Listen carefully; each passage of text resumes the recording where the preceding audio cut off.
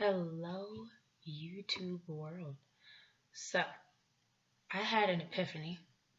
Very long story. I'm not going to tell you about it. You have better things to do. But I was on my way home and I was thinking about something that um, someone that I work with said to me. And it kind of went against what I believe as a teacher. But this person had way more experience than me. So I thought about it and I was like, well, maybe they have a point. But on my way home, the more and more I thought about it, I was like, no, still don't agree with this person. So, sorry to keep you in suspense. Essentially, what I was told was that children are children. And so when they do things and you think to yourself, you know better, or you tell the child, you know better, that's a wrong assumption. That's a wrong philosophy. That's something you shouldn't do because essentially the child is a child and the child probably doesn't know better. We just think that they know better. Sorry that I keep messing with my hair. It's bothering me. But I don't agree with that. I don't agree with that at all. And here's why. I believe children are small people. What? Children are small people. I'm a big person. We're still people. We still function the same way. We still have emotions. We still have attitudes. We still have good days and bad days. Essentially, we are still the same. My problems are different than their problems, but they're still problems. And just like their problems are a huge deal to them, my problems are a huge deal to me. So, let me paint a picture for you. You have a student. Student is awesome at morning transitions. They know to come in, they know to wash their hands. In my case, I'm in preschool, so they know to come in, they know to wash their hands, put their backpack away, get themselves ready for the day. Do it. They're amazing at it. It's never ever an issue. And by never ever, I mean like 2 months has gone by, never have a problem with this kid. Then one day, child comes in, and the child melts down. Mom's left, or they've gotten off the bus, whatever. That part is gone. But for whatever reason, the child just cannot transition. They just melt. I can't do it. It's too hard. I don't know where my backpack goes. Just crazy stuff. And it's like, but you do.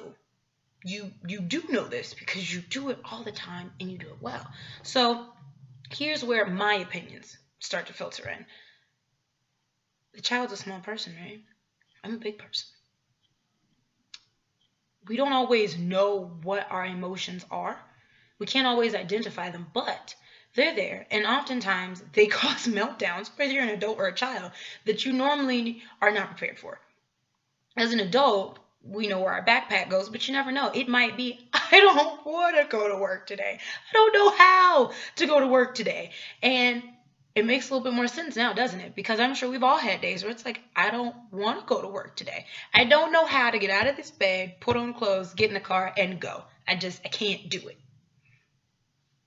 But there you go.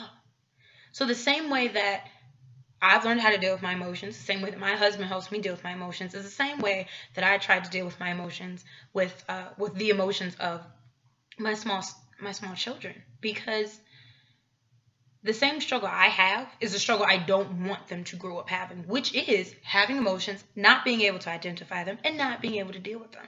So what I do? Child's having a meltdown. This same child that knows what they're doing, but today can't do it. Hey, what's going on? Because a lot of times kids don't get this.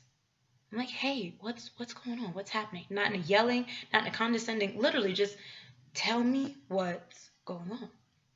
Now, some of my children who have been with me for a while and have practiced this, they kind of know the routine. So they start to think, they're like, well, I'm tired and my brother took the last Pop-Tart and I'm angry. And it's like, all right, let's deal with some of that.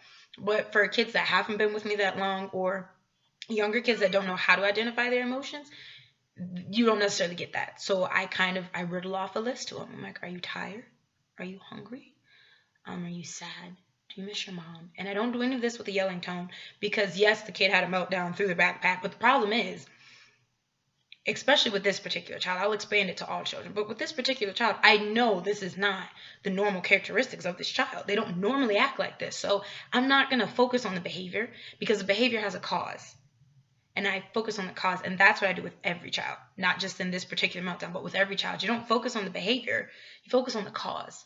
Because if you can fix the cause, the behavior is relevant. But anyway, it helps. You sit down and you help the children identify that emotion.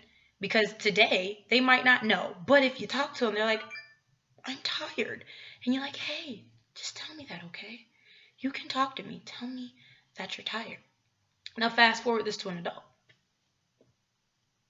I don't know about you guys, especially any of you that are emotional creatures, but I have a very copious number of days when I am feeling all kinds of things, don't know what they are, can't figure out why. Like, I don't know what's wrong with me. And my husband is the one who taught me what I do with the children. Granted, I knew it and I did a tactic similar to that, but it wasn't until he really started working with me and my emotions that I started to understand, you know what? These kids are going through the same thing. So he asked me, he's like, hey, what's going on? Are you tired? And he knows what's happening in my life, just how to some extent I know what's happening in the lives of my students. So you kind of go down the list. You're like, well, I know this happened. Is that bothering you? And by going down the list and talking about these things, I'm able to identify my emotions. And it's not just identifying my emotions this time. Now, but my husband can help me and I can help myself, because next time I know I'm tired. Next time I know when I feel like this, I'm anxious.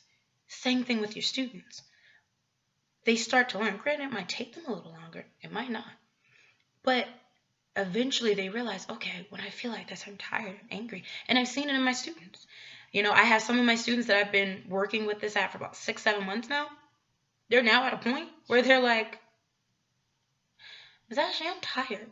I'm hungry. They express their emotions. Because the underlying lesson that I want my students to learn, because it's not just essential for preschool, it's essential for life, is to find someone you trust and tell them how you feel, because it's okay to not be okay. Teachers, do you hear me? This is for your students, but this is for you. Find someone you trust and tell them, I'm not okay. Because it's okay to not be okay.